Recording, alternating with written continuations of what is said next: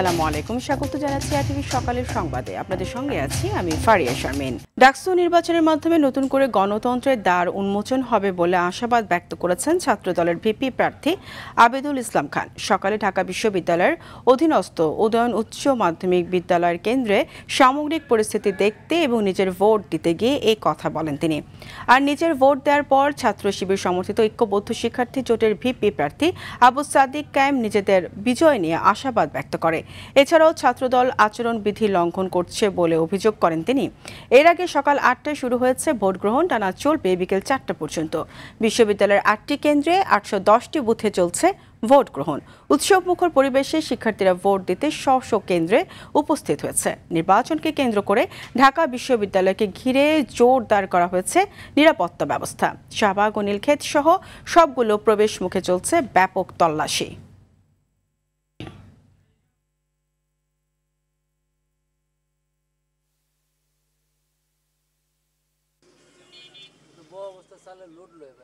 একটি দীর্ঘ সময় পরে গণতন্ত্রের দ্বার উন্মোচিত হতে যাচ্ছে, ভোটাধিকার প্রয়োগ করার সুযোগ হচ্ছে। তারা তাদের বিবেককে খাটিয়ে যথাযথ নেতৃত্বকে তারা বেছে নেবেন। সকল প্রার্থী, সকল ভোটার এবং নির্বাচন কমিশন সবাইকে আমাদের দায়িত্বশীল আচরণ করতে হবে এবং আমরা আশা রাখছি সেই যাত্রায় আমরা একসাথে কাজ করব। দর্শক, ঢাকা বিশ্ববিদ্যালয়ে টিএসসিতে আছেন সহকর্মী রাকিব হাসান, সরাসরি যুক্ত হচ্ছি তার সঙ্গে। রাকিব, ডাকসু নির্বাচনের ভোট গ্রহণ তো চলছে, ভোটের সার্বিক পরিস্থিতি কেমন দেখছেন? এছাড়া আইন শৃঙ্খলার পরিস্থিতি কেমন দেখছেন এখন সেখানে জানাবেন।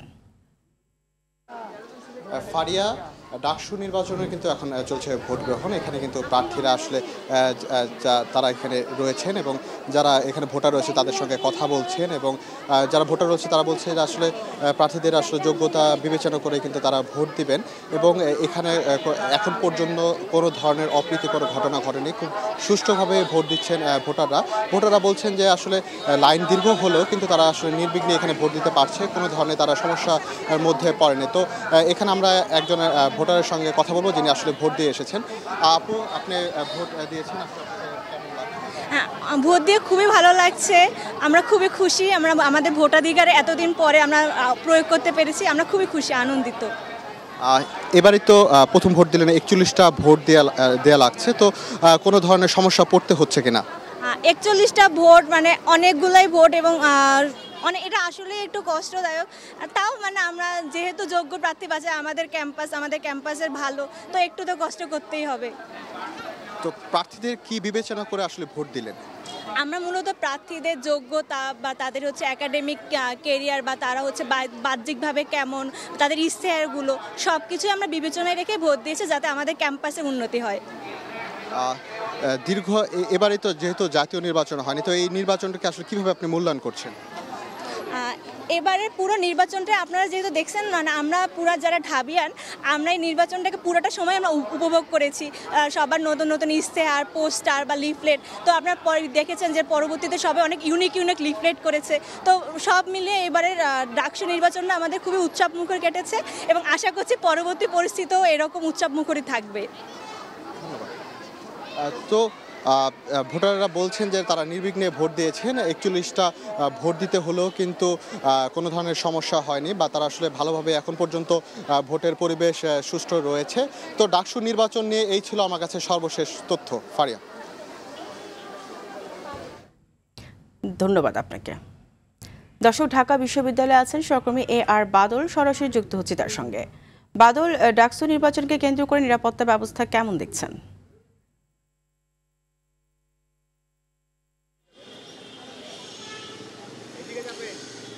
ফারিয়া, আমরা ঢাকা বিশ্ববিদ্যালয়ের যে প্রবেশ পথগুলো আছে সকাল থেকেই সেগুলো তো দেখছি এবং গতকালই প্রশাসনের পক্ষ থেকে বলা হয়েছিল যে নিরাপত্তা ব্যবস্থা জোরদার করা হবে, সেই রকমই নিরাপত্তার জোরদার রয়েছে এবং যে প্রবেশ পথগুলো রয়েছে সবগুলো প্রবেশ পথই বন্ধ করে দেয়া আছে এবং সেগুলোতে পুলিশ এবং যে নিরাপত্তা কর্মীরা রয়েছেন তারা তল্লাশি করে তারপরে সবাইকে প্রবেশ করতে দিচ্ছে। এখন পর্যন্ত কাউকে কেউ জাল ভোটের জন্য প্রবেশ করতে চাইছে বা কোনো বহিরাগত তাদেরকে আমরা দেখিনি বা এখনও শুনতেও পাইনি যে কাউকে এই ধরনের কাজের জন্য ধরা হয়েছে। তবে এই পথ দিয়ে যারা ঢাকা মেডিকেলে যেতে চাচ্ছিলেন তাদের জন্য একটু ভোগান্তি পোহাতে হচ্ছে। এমার্জেন্সি গাড়ি ছাড়া আসলে তাদেরকে অন্য পথ দিয়ে ঘুরে যেতে হচ্ছে ঢাকা মেডিকেল কলেজ হাসপাতালে। এছাড়া আমরা যে জায়গাটিতে রয়েছি এটি দোয়েল চত্বর এলাকায় যে প্রবেশপথ আছে সেই প্রবেশপথ ঠিক হাইকোর্টের গেটের সামনে। আপনি দেখতে পাচ্ছেন যে কিভাবে জিজ্ঞাসাবাদ করা হচ্ছে এবং অনেক ক্ষেত্রে আইডি কার্ড চেক করা হচ্ছে, চেক করে তারপরে প্রবেশ করতে দেয়া হচ্ছে। আমরা সকাল থেকে সবগুলো গেটে এরকম পরিস্থিতি আমরা দেখতে পাচ্ছি। যারা প্রবেশ করতে চাচ্ছে তাদেরকে প্রবেশ একটু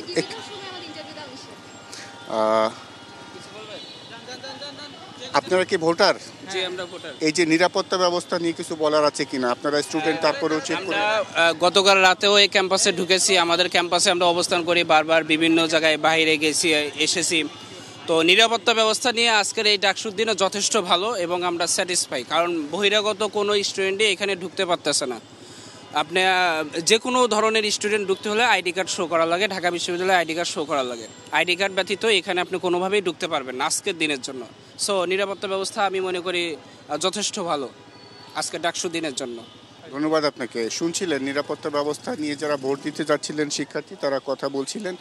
তো এরকম আসলে এখন পর্যন্ত কোনো অপ্রীতিকর ঘটনার আমরা কোনো খবর পাইনি। ঢাকা বিশ্ববিদ্যালয়ের ভিতরেও প্রতিটি বুথে, প্রতিটি কেন্দ্রে নিরাপত্তা ব্যবস্থা জোরদার করা রয়েছে।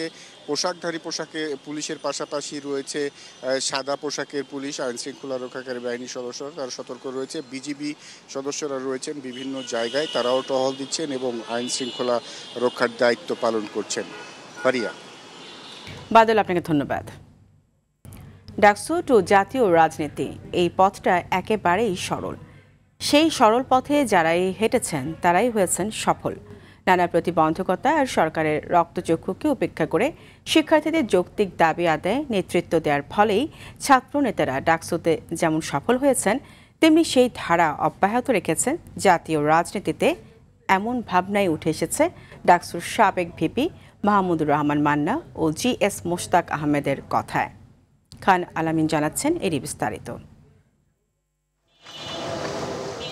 টক অব দ্য কান্ট্রি এখন মঙ্গলবারের ডাকসু নির্বাচন। সেকেন্ড পার্লামেন্ট খ্যাত এই ছাত্র সংসদ দেশের প্রতিটি আন্দোলন সংগ্রামে গুরুত্বপূর্ণ ভূমিকা রেখেছে সামনের সারিতে থেকে।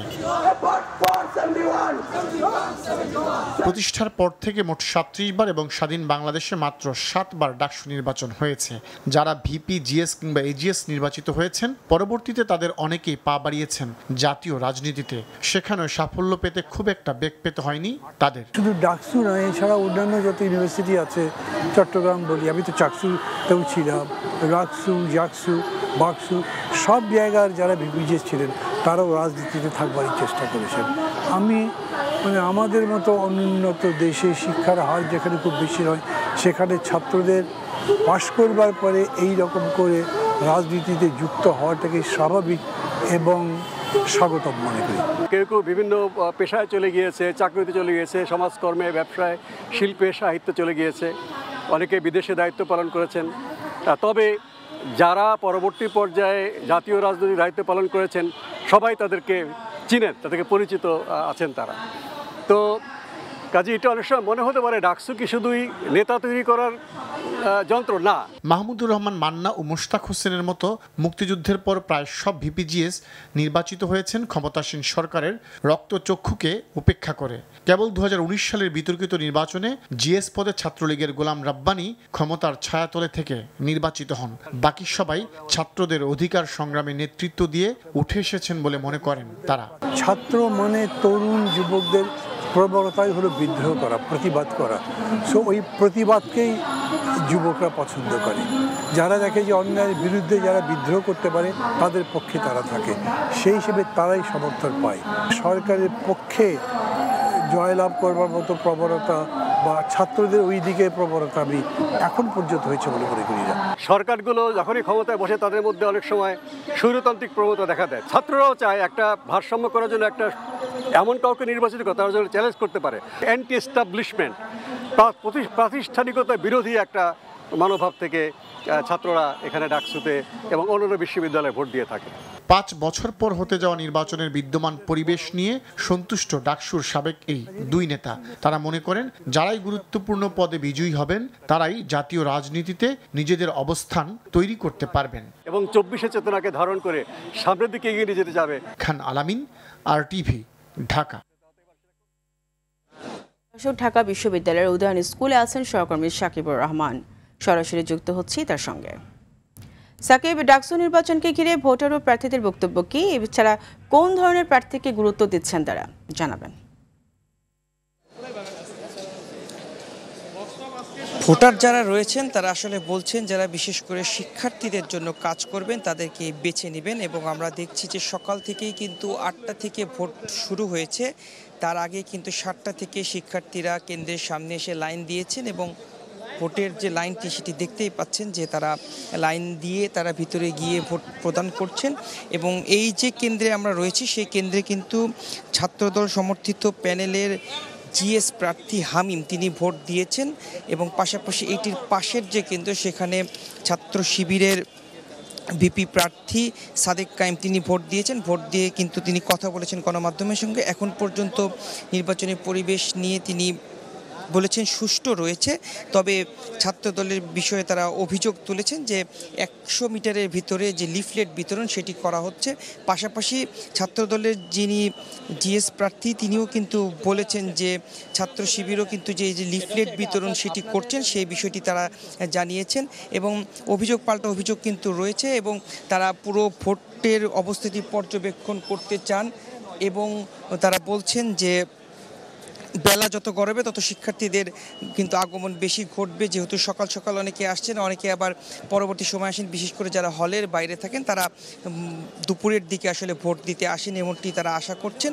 এবং যেটি যারা বলছেন যে আসলে শতভাগ ভোট না পড়লেও 80 থেকে 85% ভোট কাস্টিং হবে এমনটি প্রত্যাশা করছেন এবং সারাদিনের যে পরিবেশ সেটি সুষ্ঠু থাকবে সেই প্রত্যাশা করছেন। এবং ভোটাররা বলছেন যে আসলে এখন পর্যন্ত সুষ্ঠু পরিবেশে তারা ভোট দিতে পেরেছেন এবং পরবর্তী সময় যারা ভোট দিবেন অর্থাৎ দিনের শেষ ভাগ পর্যন্ত যেন এই পরিবেশটি ঠিক থাকে সেই আশা তারা ব্যক্ত করছেন। তো এই ছিল এখন পর্যন্ত আমার কাছে ভোটের খবরাখবর। পরবর্তী সংবাদে হয়তো জানিয়ে দিতে পারবো অন্য কেন্দ্রে থেকে সেখানকার ভোটের কি অবস্থা।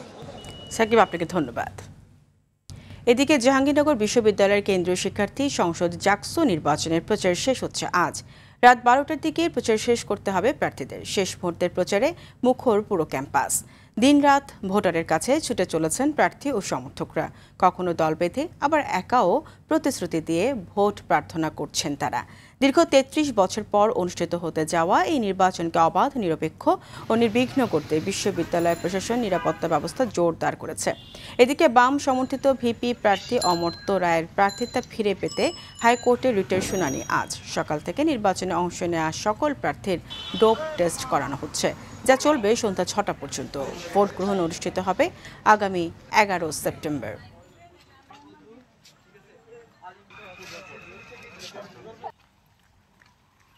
শেষ মুহূর্তে এসে আর কি সবাই খুব দৌড়াদৌড়ির মধ্যে আছে, কিন্তু এখনো জাহাঙ্গীরনগরের সুস্থ স্বাভাবিক অবস্থা আছে, কোনো ধরনের কোনো সমস্যা হয়নি। সবার যতটুকু পারতেছি সবার সাথে যোগাযোগ করতে চেষ্টা করতেছি এবং সবাইকে কানেক্ট করার চেষ্টা করতেছি।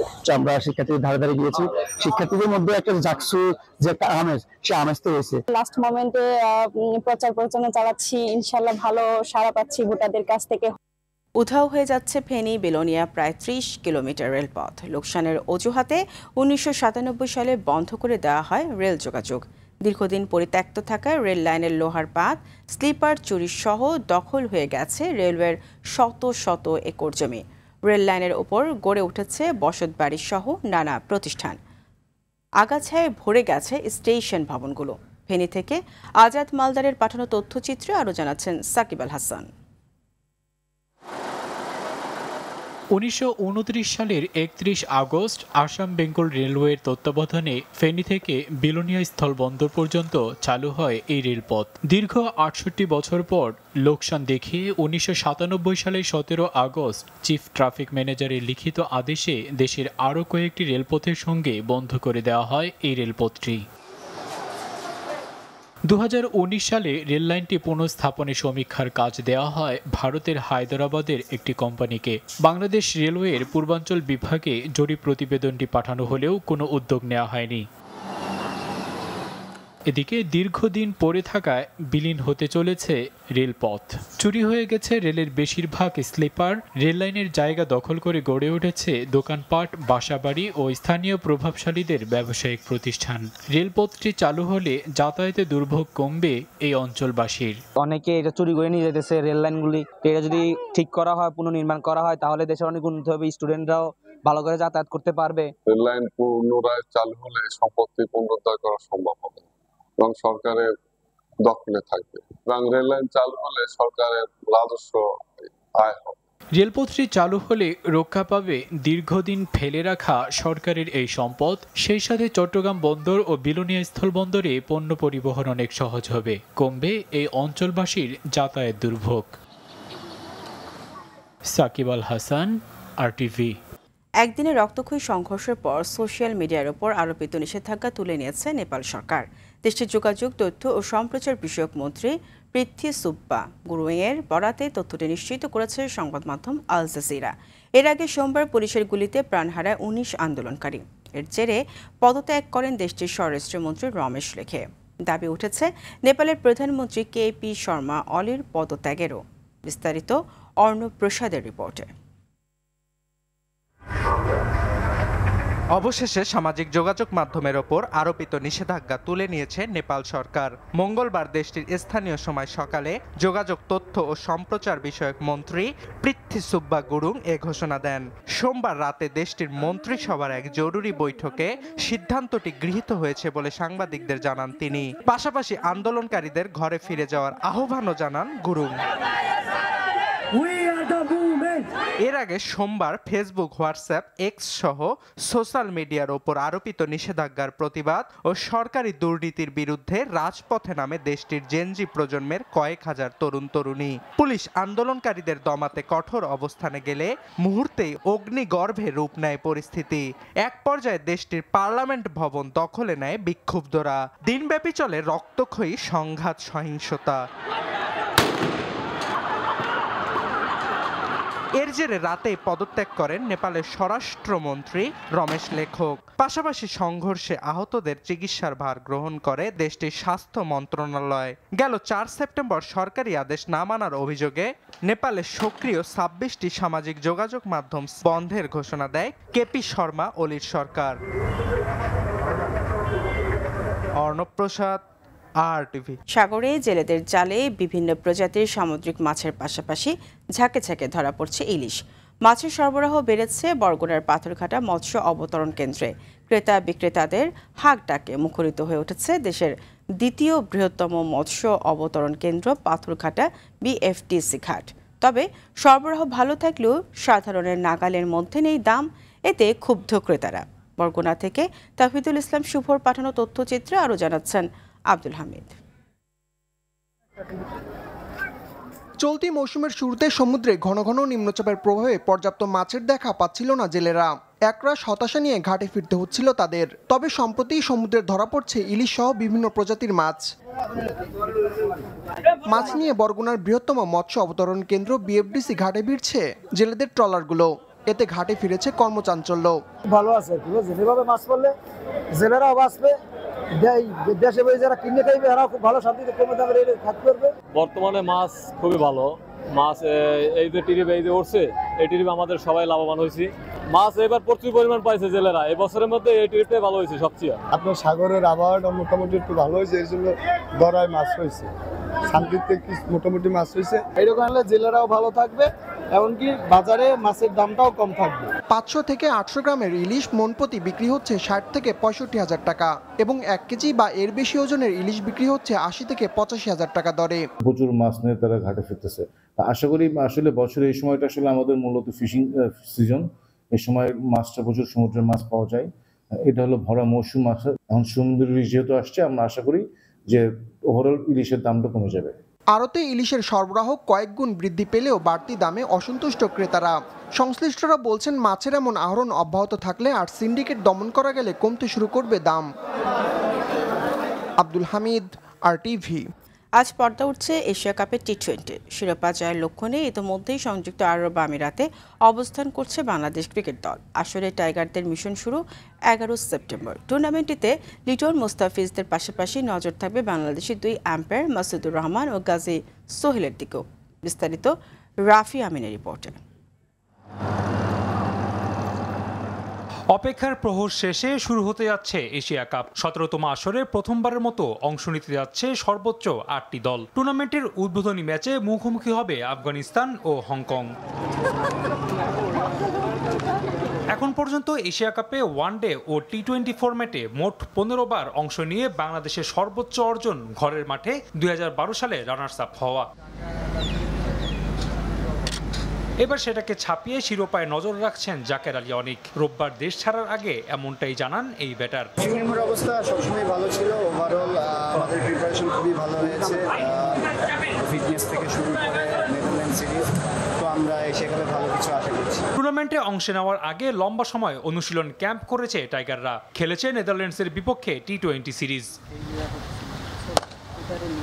সকল প্রস্তুতি শেষ করে টাইগাররা এখন আবুধাবিতে। এখানেই 11 তারিখ হংকংয়ের বিপক্ষে শুরু টাইগারদের এশিয়া শ্রেষ্ঠত্বর লড়াই। এরপর 13 তারিখ শ্রীলঙ্কা ও 16 তারিখ আফগানিস্তান ম্যাচ।